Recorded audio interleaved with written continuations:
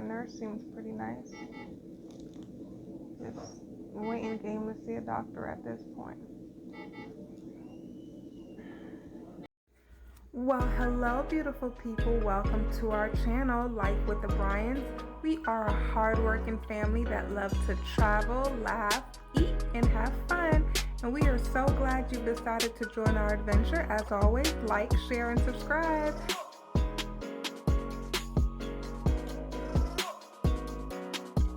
Okay guys, so I know it's been a while since we've uploaded a video, but after we came back from Jamaica, I was really exhausted. Turns out your girl was pregnant, and I just was not up to recording or editing videos, and the few videos I did get to record actually accidentally got deleted, and I'm kind of sad about it because one of the vlogs was about the day in the life of a pregnant work from home mom, and that's gone. But since then, I surprised my hubby with a vacation to Vegas for his birthday. We've had some ups and downs with our second pregnancy. And for this vlog, I just really want to talk about my health and explore what it's like to be pregnant with a chronic illness. So for those of you who are new to our family and don't know, my name is Siobhan. I have sickle cell disease SS. I want to make a more in-depth video about the backstory of my diagnosis and just things that I've dealt with my health throughout the years. But for now, I just wanted to do a quick vlog of me experiencing a sickle cell crisis while pregnant. I want this to be educational for those who don't know, and I want this to be a video of encouragement for moms that might be going through the same thing. So hang tight and just watch this process, and then I'll post a part 2 of giving you an update because things have taken a drastic turn since this was recorded, and then I'll make another video of just a more in-depth educational piece. So my amazing husband told me, or encouraged me, that I should start using my platform to talk more about sickle cell.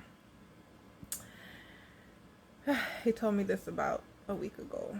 Well, for the past week and a half, have been struggling with low hemoglobin levels.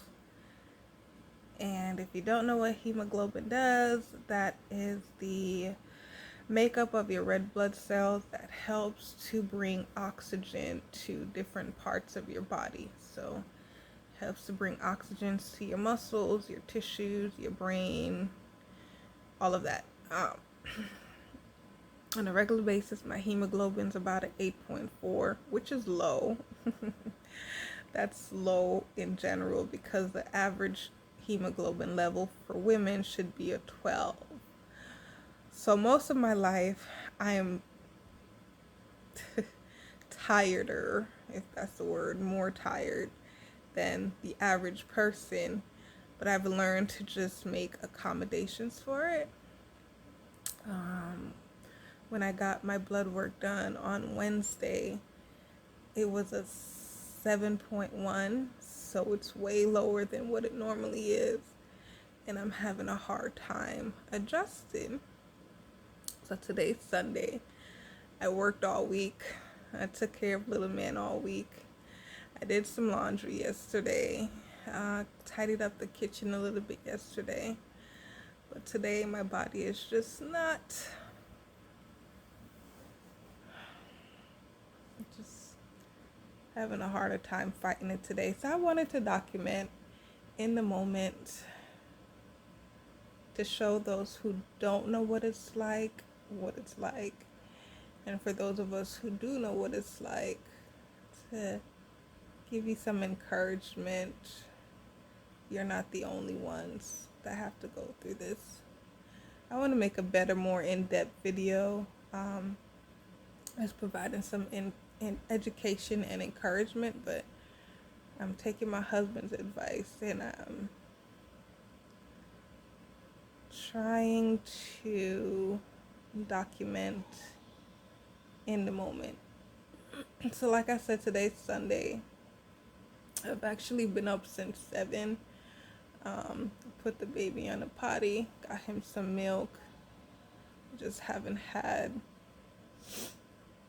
the energy to actually get up out of bed and eat breakfast for myself yet, which is counterproductive because I need to eat, but I'm just exhausted. Thank God. Thank God. My husband's not working for the first half of the morning, so he has the baby right now.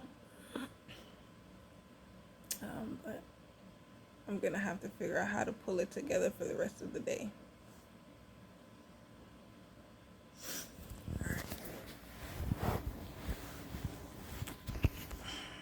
Okay, so I promise I vlogged that entire day and everything again got deleted.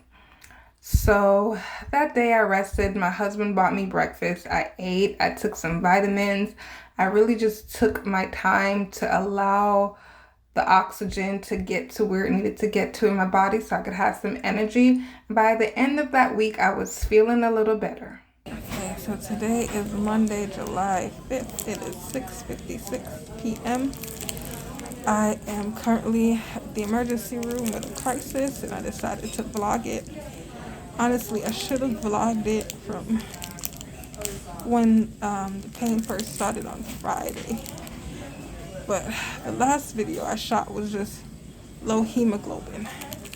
This video is actually about a pain crisis.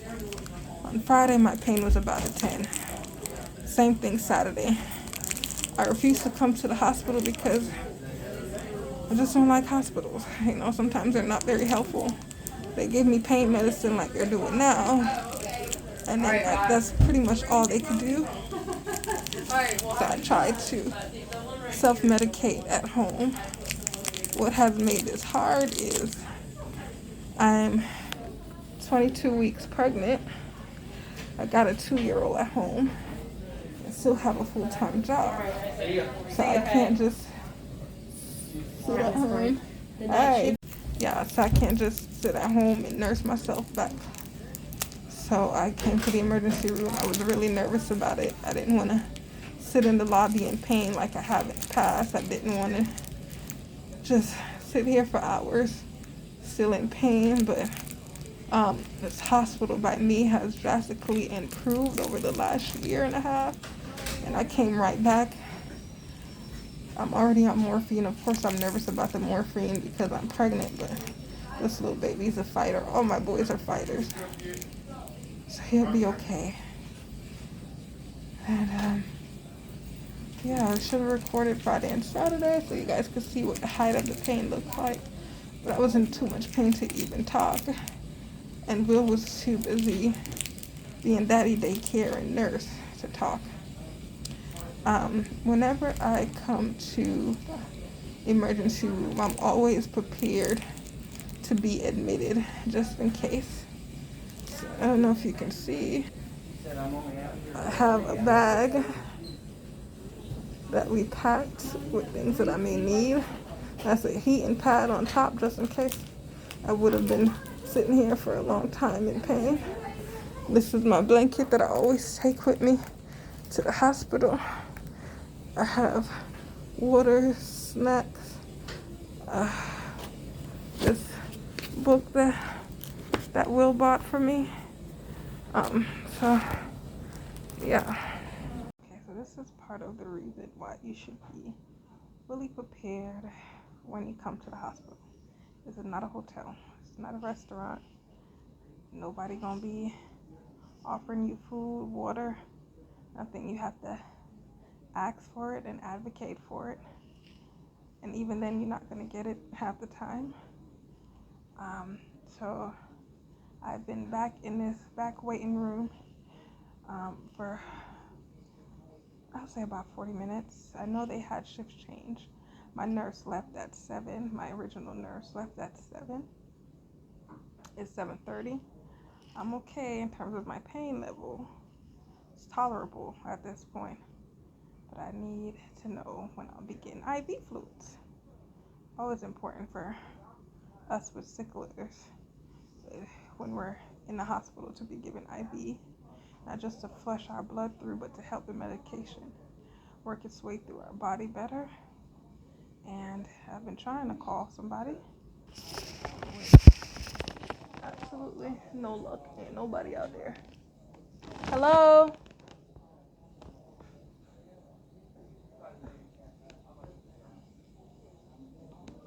Excuse me?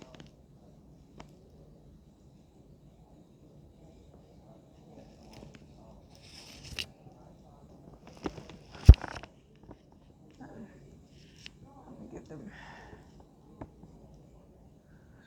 Sorry, I had to catch my breath. I'm gonna give them about 20 more minutes. And try again. It is now 8:48. I spoke to the nurse about an hour ago about getting my IV. Still haven't gotten it. I went up there to check to see where she was, and two random nurses stopped me, asked me what I needed. I explained. It also brought me a warm blanket, and went to go find her about the same thing. The pain is back. Morphine does great things, but it's not as effective as doctors thinking. When it comes to sickle cell, what I need is an anti-inflammatory. What I need is to talk to a doctor about what anti-inflammatory I need, and that's safe for me to take. So, patiently waiting on this nurse to get back here for somebody to tell me what's going on. 12:41. I'm finally in a room. I've been in the room for about 30 minutes now. I literally just got an IV fluid. That's it. My nurse seems pretty nice. Just waiting game to see a doctor at this point. Okay, so this video has no sound, and I think I actually recorded it prior to getting placed in a room. But I was just expressing my frustration with the entire hospital process. For those of you who have sickle cell, you know that it's very important for us to keep ourselves hydrated, and IV fluids help to increase our hydration. But most importantly, it helps with getting our blood to properly flow through our veins, and thus helping to reduce pain and to mitigate a sickle cell crisis. So whenever I get to a hospital, I like to advocate to receive IV fluids as soon as possible. And with this hospital, their policy is that I couldn't receive any IV fluids or any IV medication until I was actually in a room. And it took a very long time to be placed in a room. I got there before 6 and I wasn't in a room until 12. And I also didn't get to see a doctor until 2:30. By the time I saw the doctor, I was high on pain meds. But I can definitely tell that he was in a rush and busy. They explained that the hospital was kind of swamped with the increased COVID cases, which I completely understand. And that he was the only doctor on at that time, and he was just trying to get from patient to patient as best as possible.